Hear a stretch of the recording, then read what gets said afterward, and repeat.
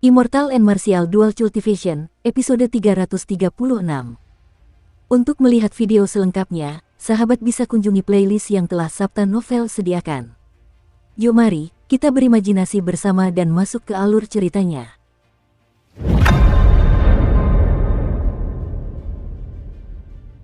Ketenaran 10 alam pertempuran menyebar luas. Tentu saja, mereka memiliki seorang kaisar bela diri yang memegang posisi penting di Istana Dewa Bela Diri, sehingga para kultivator alam pertempuran tidak takut pada Simen Bao.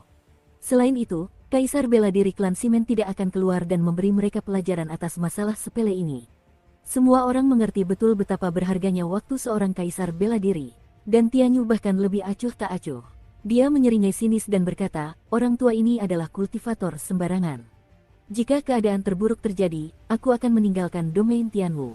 Bocah, kau terlalu naif untuk mencoba menggunakan ini untuk mengancamku.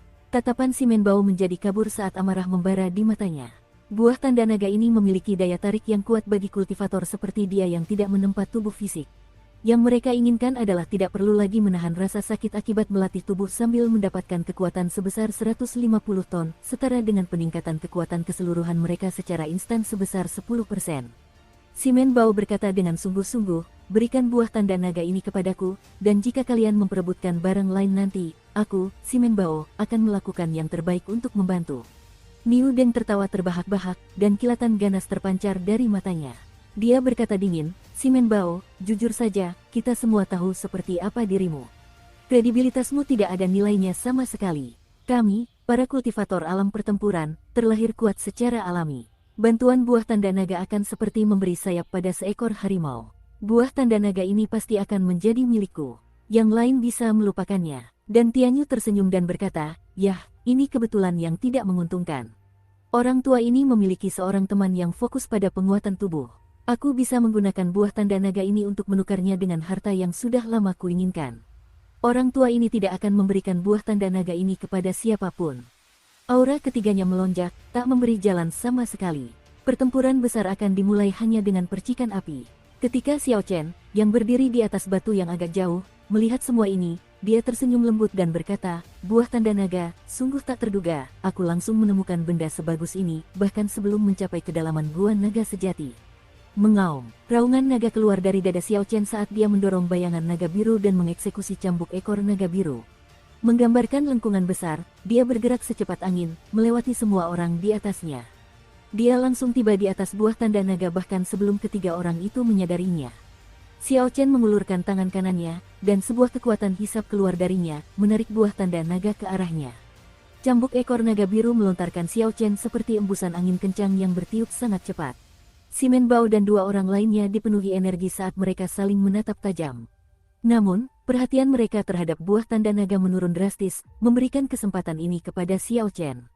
Ketiga orang ini tidak menyangka seseorang akan begitu berani merebut buah tanda naga tepat di depan mereka.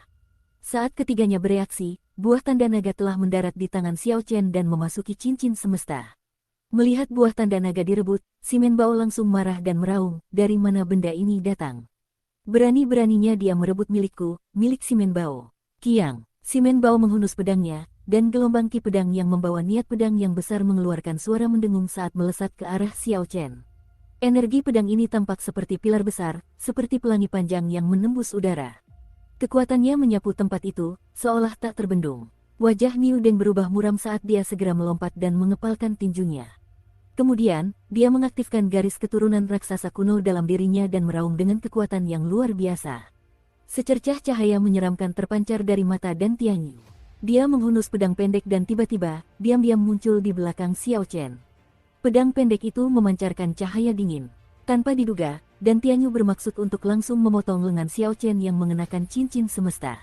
Sungguh kejam. Awalnya, para penonton sangat menantikan pertarungan antara ketiga ahli yang tangguh ini. Namun, ketika melihat pemandangan ini, mereka terkejut. Mereka tidak menyangka akan terjadi hal seperti ini. Sungguh mengejutkan, ada seseorang yang cukup berani untuk menyinggung ketiga ahli handal ini dengan langsung merebut buah tanda naga. Ketiganya menyerang dengan waktu yang berbeda. Xiao Chen tidak panik saat ia mengalirkan vital ki senilai 1000 ton kekuatan dan mengeksekusi gerakan ketiga dari jurus cakar naga, penghancur armor. Energi tajam terbentuk di atas tinju Xiao Chen saat dia meninju. Teknik penghancur armor menggunakan karakteristik khasnya untuk menembus pertahanan dan menghancurkan ki pedang yang padat dan murni. Niu Deng dan Tianyu memanfaatkan momen hancurnya ki pedang untuk menyerang Xiao Chen. Seseorang menggunakan kekuatan dahsyat para raksasa kuno untuk melayangkan pukulan seberat gunung, mencoba menghancurkan Xiao Chen hingga menjadi bubur. Orang lain itu menggunakan cara yang licik. Dia memancarkan aura jahat dari seluruh tubuhnya dan mengacungkan pedang pendeknya, berniat untuk memotong lengan Xiao Chen dan pergi. Keduanya tiba sebelum Xiao Chen dan menunjukkan kegembiraan yang meluap-luap di wajah mereka. Pada jarak sedekat itu, pemuda berjubah putih yang tidak diketahui asal-usulnya ini tidak akan mampu menghadapi keduanya sekaligus. Xiao Chen tersenyum tipis dan langsung mengaktifkan garis keturunan penguasa kuno yang kuat di dalam tubuhnya. Aura penguasa kuno, terhormat, bermartabat, dan agung terpancar dari tubuh Xiao Chen. Aura penguasa yang agung ini menyapu bersih segala sesuatu di hadapannya seolah-olah itu adalah dedaunan musim gugur yang gugur, terlepas dari apakah itu garis keturunan raksasa kuno atau aura jahat seorang kultivator yang sesat. Ekspresi Niu Deng dan Tianyu serentak menunjukkan keterkejutan. Mereka menerima dampak penuh dari aura penguasa dari jarak sedekat itu. Mereka tak kuasa menahan kepanikan saat merasakan ketakutan membuncah dari lubuk hati mereka. Oh tidak, kedua orang ini adalah ahli dan telah berpengalaman dalam ratusan pertempuran. Mereka langsung menyadari bahwa ada sesuatu yang salah. Mereka dengan cepat melepaskan diri dari aura penguasa dan mundur dengan panik. Xiao Chen memasang ekspresi tegas di wajahnya. Bagaimana mungkin dia membiarkan kedua orang ini mundur semudah itu? Dia mendorong tubuhnya dengan kuat ke arah gambar naga Azure.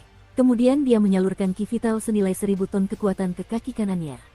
Bang, bang, kaki Xiao Chen bergerak secepat kilat saat ia melayang ke udara. Ia mengayunkan kakinya, dan angin kencang menderu. Suara gemuruh menggelegar 2 kali. Niu Deng dan Tianyu sama-sama menerima tendangan di pipi. Mereka muntah darah saat tubuh mereka berputar di udara dan jatuh ke tanah dalam keadaan yang menyedihkan. Dalam beberapa tarikan napas, Xiao Chen dengan mudah mematahkan serangan 3 ahli tersebut. Lebih jauh lagi, ia bahkan membalas dengan serangan balik yang indah, membuat Niu Deng dan Tianyu terpental ke belakang. Xiao Chen tetap tenang saat ia perlahan melayang kembali ke gambar naga biru. Kemudian, ia menatap ketiganya. Astaga, siapa orang ini? Dia benar-benar berhasil mematahkan serangan 3 ahli kuat dengan begitu mudah. Aku belum pernah mendengar ada ahli seperti dia muncul di domain Tianwu sebelumnya. Terlebih lagi, dia masih sangat muda. Sepertinya dia menempa tubuhnya. Namun, intisarinya padat dan murni. Mungkinkah dia seorang kultivator ganda?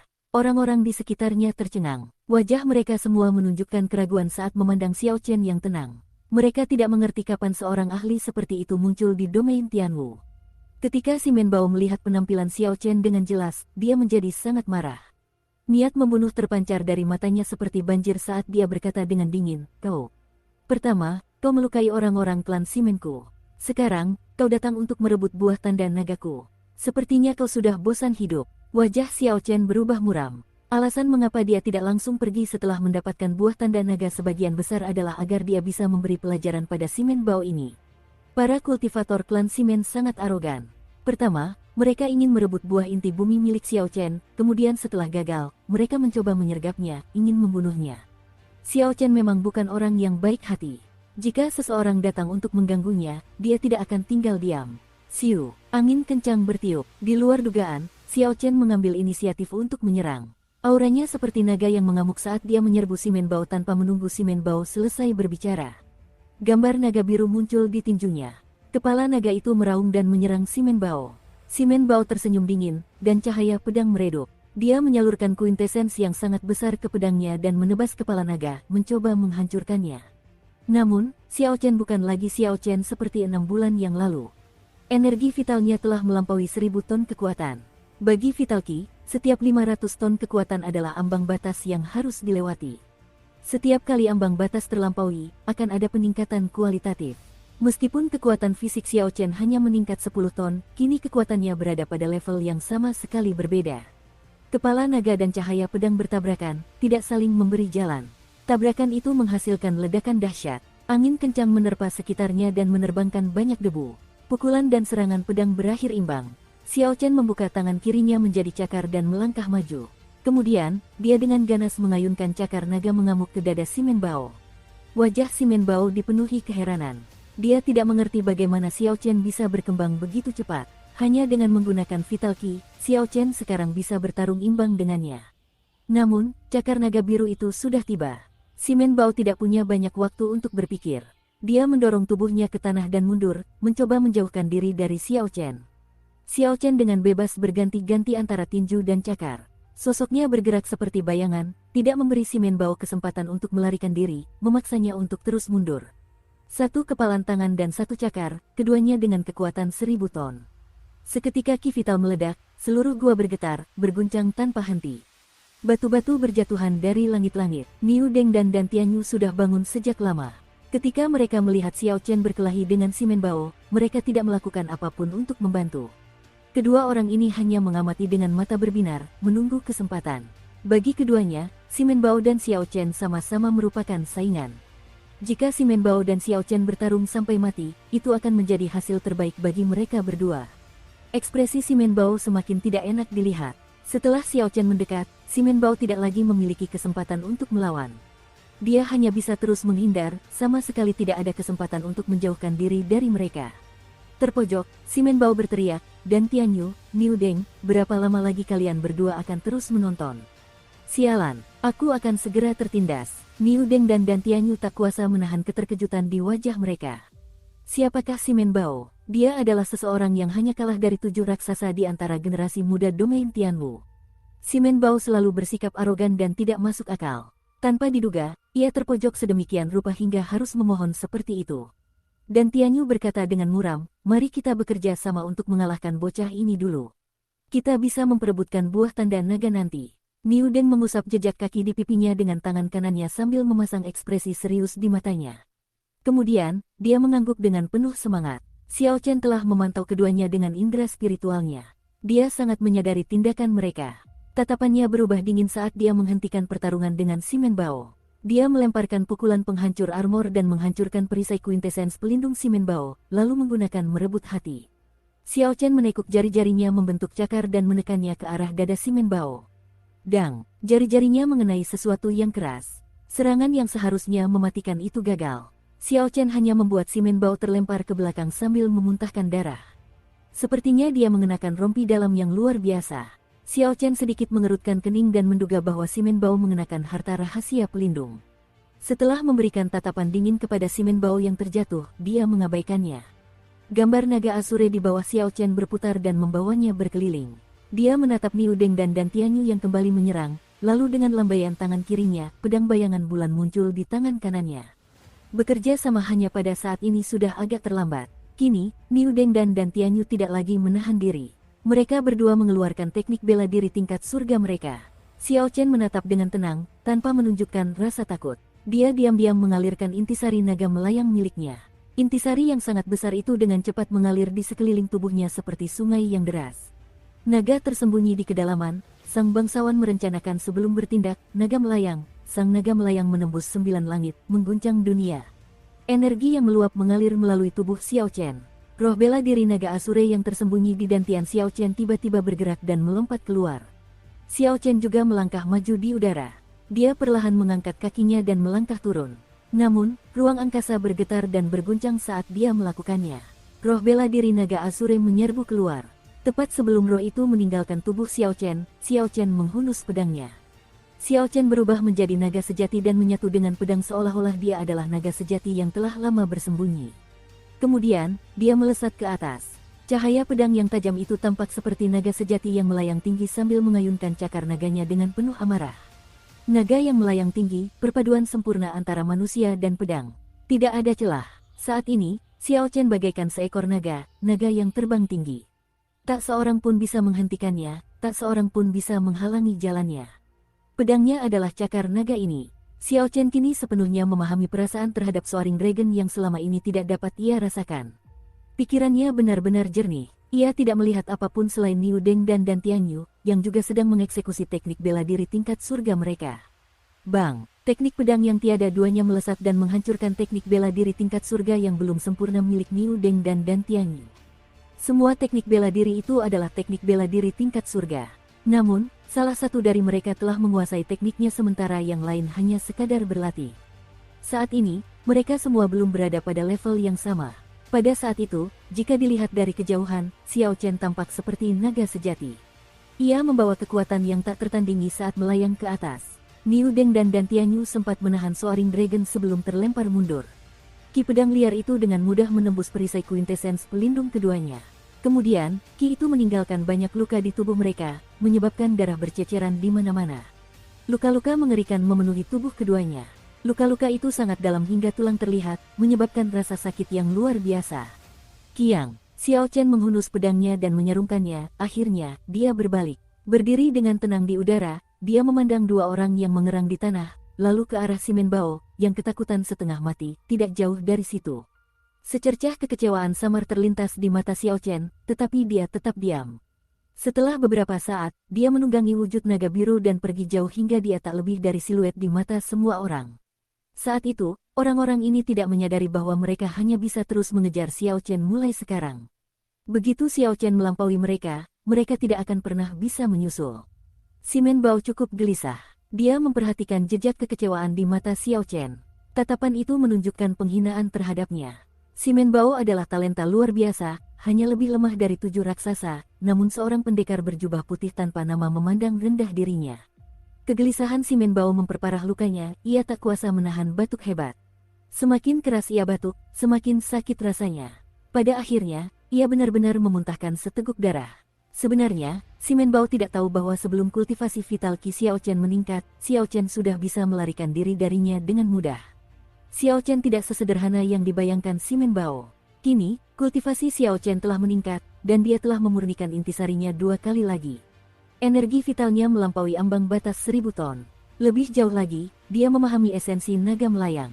Melampaui Simen Bao tentu saja bukan tantangan bagi Xiao Chen. Itu semua logis. Kini, di antara generasi muda domain Tianwu, hanya 7 raksasa yang mampu menekan Xiao Chen. Sekarang aku ingat siapa dia. Tiba-tiba, teriakan riuh terdengar dari belakang kerumunan. Orang itu tampak sangat bersemangat. Dia adalah pendekar berjubah putih dari Sekte Langit Tertinggi, orang yang menantang Bai Wuxue. Seseorang sengaja menyebarkan berita tentang Xiao Chen yang menantang Bai Wuxue di puncak pedang raksasa. Akibatnya, berita ini telah menyebar ke seluruh wilayah Tianwu, sebagian besar orang mengetahuinya. Namun, banyak orang hanya menganggapnya sebagai lelucon dan tidak terlalu mempercayainya. Bahkan ada yang menyebut Xiao Chen gila. Namun, ketika orang-orang ini melihat Xiao Chen mengalahkan Simen Bao, Niu Deng, dan Dan Tianyu, tak seorang pun dari mereka berani meremehkan Xiao Chen atau mengatakan dia gila. Orang itu dia, ini luar biasa. Apapun yang terjadi, dia memang memiliki kualifikasi untuk menantang Bai Wuxue sekarang. 7 raksasa domain Tianwu telah mempertahankan posisi mereka dengan kokoh seperti gunung selama ini, menekan generasi muda lainnya. Mungkin situasi yang tidak berubah selama bertahun-tahun akhirnya akan berubah. Dia seharusnya pergi ke tempat pemakaman. Bai Wuxue sudah ada di sana. Ayo pergi, ayo kita pergi dan melihat-lihat. Jangan repot-repot mencari harta karun lagi. Ayo kita lihat, aku benar-benar ingin tahu percikan api seperti apa yang akan muncul saat Bai Wuxue bertemu orang ini.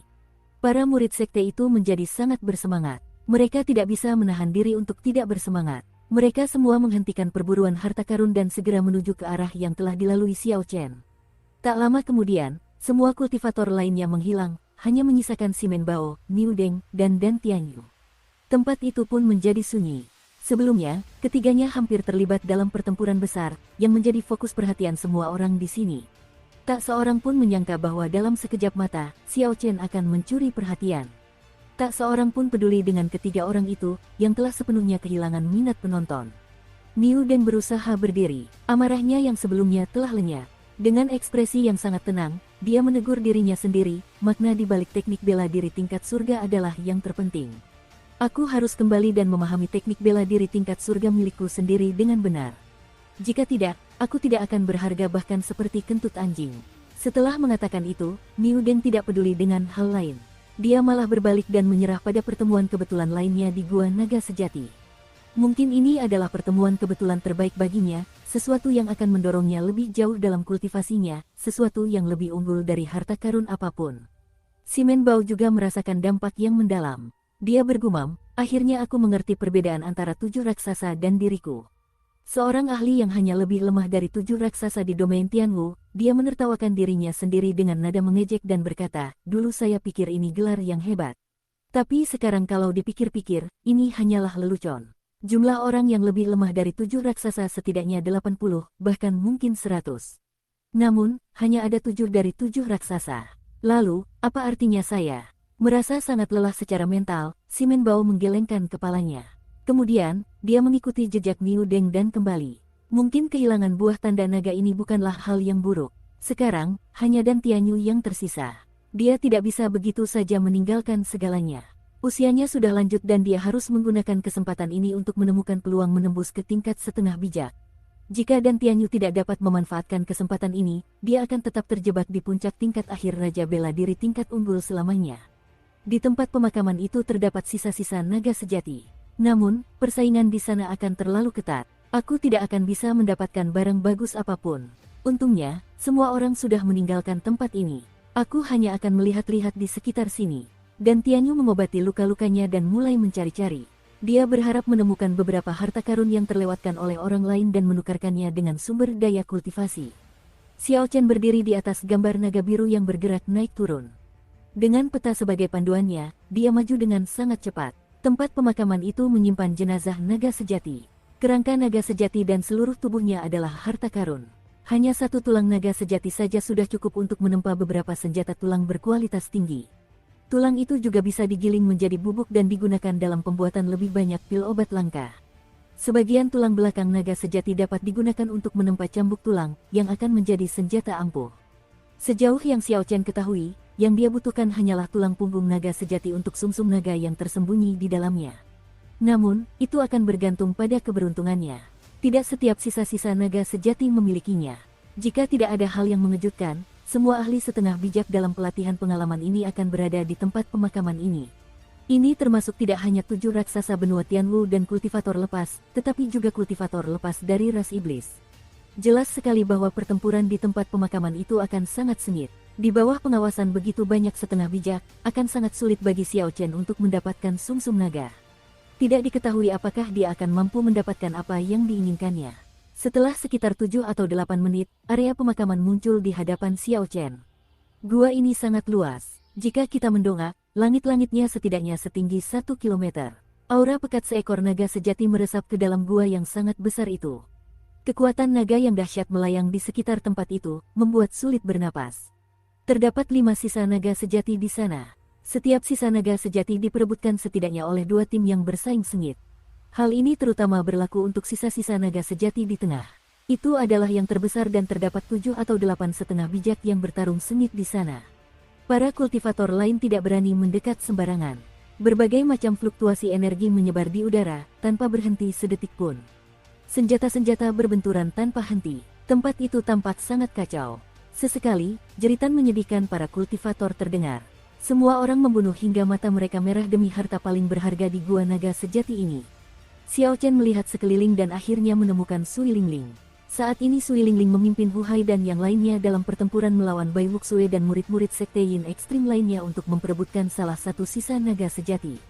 Namun, situasi tidak terlihat baik bagi Sui Lingling.